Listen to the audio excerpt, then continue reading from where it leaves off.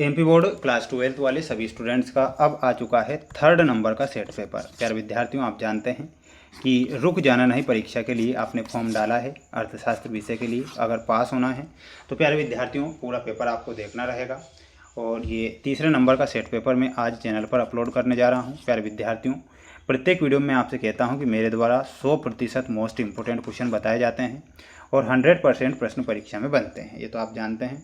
तो सभी विद्यार्थी इन आईएमपी क्वेश्चन को जरूर पढ़ें, किसी प्रकार से रियल या फिर वायरल पेपर के चक्कर में ना रहें। जितना ज़्यादा हो सके मोस्ट इंपॉर्टेंट क्वेश्चन पढ़ें, जितना ज़्यादा हो सके सेल्फ स्टडी करें, ठीक है। मेरे सभी प्यारे भैया बहन, चैनल को सब्सक्राइब जरूर कर लीजिएगा। आप सभी बच्चों के लिए लाइव क्लासें भी चलेंगी, जो मैं आपकी एग्ज़ाम की दृष्टि से बेस्ट क्वेश्चन बताऊँगा लाइव क्लासों में भी। जैसा कि आप यहाँ पर क्वेश्चन देख पा रहे होंगे कि प्यारे विद्यार्थियों, सबसे पहले सही विकल्प वाले क्वेश्चन आपको परीक्षा में दिए जाएंगे। क्वेश्चन नंबर फर्स्ट आपसे पूछा गया है। एक बार सभी विद्यार्थी वीडियो को लाइक जरूर कर दीजिएगा, क्योंकि आप जानते हैं कि आपके लिए ही ये प्रयास और मेहनत मेरे द्वारा की जाती है। देखिएगा, क्वेश्चन आपसे पूछा गया है कि समष्टि अर्थशास्त्र में अध्ययन किया जाता है। तो प्यारे विद्यार्थियों, समष्टि अर्थशास्त्र में किसका अध्ययन किया जाता है? तो यहाँ पर आपका आंसर क्या हो जाएगा? समग्र का अध्ययन किया जाता है। तो यहाँ पर आपको समग्र करेक्ट आंसर के रूप में लिखना है। अवसर लागत है, तो प्यारे विद्यार्थियों अवसर लागत क्या होगी? तो अगले श्रेष्ठ विकल्प त्याग की लागत जो होती है उसे हम अवसर लागत कहते हैं। तो यहाँ पर आपका आंसर हो जाएगा option number C will be correct answer. Next है, पेट्रोल की कीमत बढ़ जाने पर कार की मांग वक्र खिसक जाती है। तो कहाँ पर खिसक जाती है? तो ये बाईं ओर खिसक जाती है। तो इसमें आपको क्या लिखना है? बाईं तरफ, ठीक है। बाजार मूल्य पाया जाता है, तो अल्पकालीन बाजार में बाजार मूल्य पाया जाता है। तो यहाँ पर आपको अल्पकालीन बाजार करेक्ट करना रहेगा। माय डियर फ्रेंड्स, मेरे सभी प्यारे भैया बहन, वीडियो को लाइक कर चैनल को सब्सक्राइब जरूर करिएगा। आप सभी बच्चों के लिए जो क्वेश्चन पेपर में बता रहा हूँ, मैं आपसे कह रहा हूँ कि पूरे यूट्यूब पर आपको ऐसे प्रश्न कोई नहीं बताएगा जो मैं आपको यहाँ बता रहा हूँ। राष्ट्रीय आय का मापन निम्नलिखित में से किस विधि से किया जाता है? तो राष्ट्रीय आय का जो मापन होता है उत्पादन विधि से किया जाता है, व्यय विधि से किया जाता है और आय विधि से किया जाता है। उपरोक्त तो सभी सही है। भारत का भुगतान संतुलन है, तो भारत का भुगतान संतुलन क्या हो जाएगा? प्रतिकूल जो होता है भारत का भुगतान संतुलन होगा। तो यहाँ पर आपको प्रतिकूल करेक्ट आंसर के रूप में लिखना है और अच्छे से याद करना है। जैसे कि आप यहाँ पर अब रिक्त स्थान वाले क्वेश्चन देख रहे हैं माय डियर फ्रेंड्स, बिल्कुल बेस्ट और मोस्ट इंपॉर्टेंट क्वेश्चन है। ऊंची तटस्थता वक्र दर्शाती है स्तर की संतुष्टि, दर्शाती है उच्च स्तर की संतुष्टि। तो इसमें आपका आंसर क्या हो जाएगा? उच्च स्तर की संतुष्टि।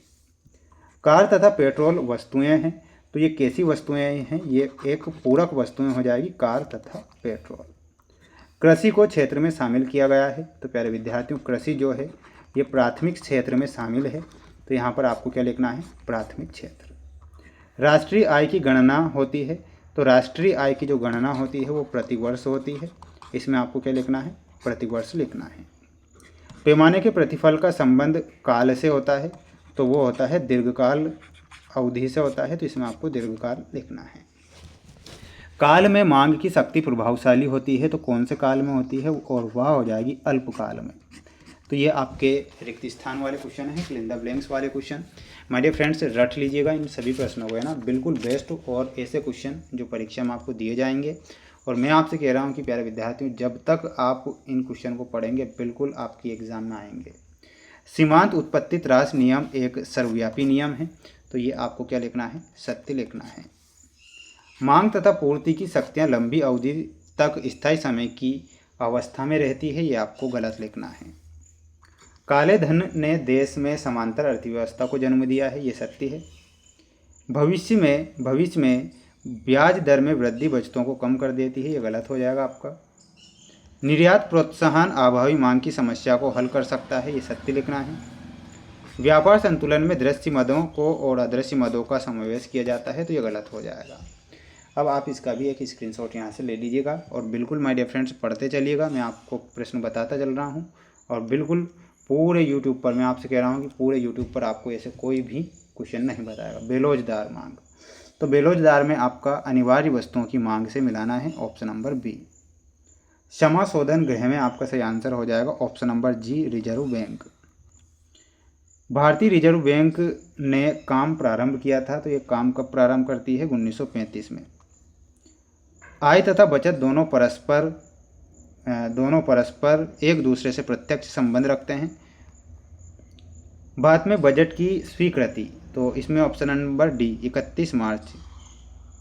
सेवा कर में आपका सही आंसर हो जाएगा सन 1994-95, यानी कि ऑप्शन नंबर सी। चालू खाते की मदें होती है, तो चालू खाते की मदों में आपको आयात निर्यात है ना, चालू खाते की जो मदें होती है वो दृश्य मदें, अदृश्य मदें होती है, आयात और निर्यात जो शामिल होते हैं उसमें ना, ये करेक्ट करना आपको रहेगा। बढ़ेंगे हमारे अगले क्वेश्चन की ओर। अगला क्वेश्चन आप देख लीजिएगा, ये एक वाक्य में उत्तर लिखे वाले क्वेश्चन हैं।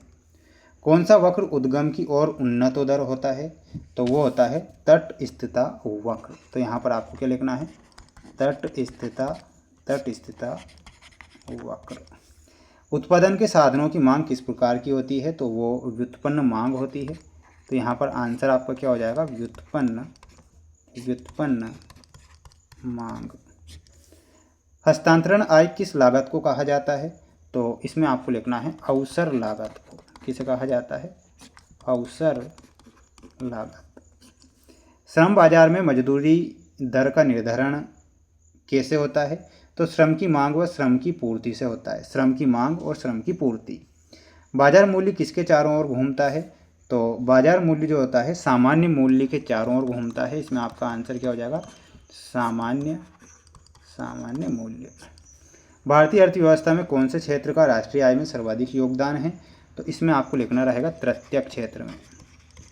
तृतीयक। त्रुटि और लोप किसे कहते हैं? तो ध्यान रखना रहेगा, त्रुटि किसे कहते हैं? सभी अंतर्राष्ट्रीय लेन देन की भूल चूक सुधारने के लिए BOP का तीसरा अवयव त्रुटि और लोप कहलाता है। ठीक है, तो इसका आंसर मुझे अब आपको कमेंट बॉक्स में बताना है, और चौथे का और सातवें का आंसर कमेंट बॉक्स में देना है आपको। ठीक है, और ये कुछ क्वेश्चन और बच रहे हैं जिनके मैं आंसर, यानी कि सभी प्रश्नों के आंसर लाइव क्लास में बताऊंगा। अगर आपको चाहिए इनके आंसर तो मुझे कमेंट बॉक्स में ज़रूर बताइएगा। चैनल पर नए हैं, चैनल को सब्सक्राइब जरूर करना है। मिलते हैं नेक्स्ट वीडियो में। जय हिंद।